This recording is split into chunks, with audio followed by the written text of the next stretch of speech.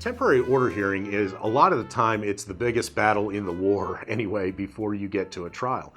Temporary order hearing, if you have filed a temporary restraining order, is going to happen within the first 2 weeks.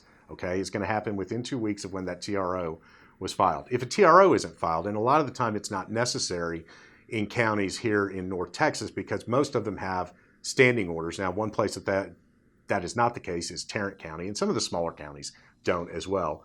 But a temporary order hearing is going to make a temporary order related to conservatorship, possession and access of the kids, child support, and is going to establish who's going to live where and who's going to pay for what. So most of the time, not all the time, but a lot of the time anyway, those temporary orders are going to be there to try to maintain the status quo. Okay, so let's say you've got one parent who has been a stay-at-home parent with the kids the whole time, and one who has been, let's say one that's been a consultant that travels all the time, okay?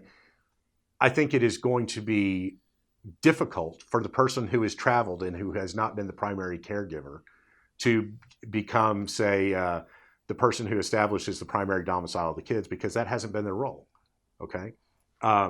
However, that doesn't necessarily mean that that is what will happen. Let's say that,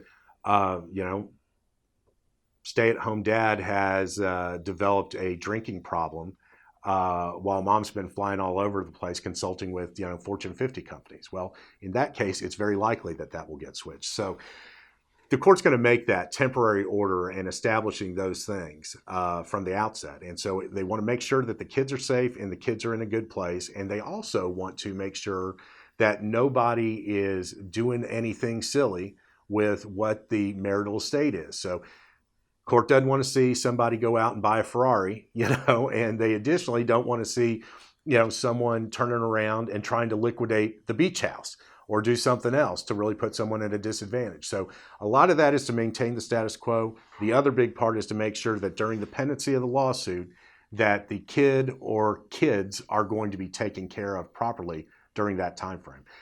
During the temporary orders also, the judge will a lot of the time order a child custody evaluation if that's needed, or if they think mom or dad or the kids have some issues, they'll have a psychological evaluation performed there. So there are a whole lot of things that can be done there as well.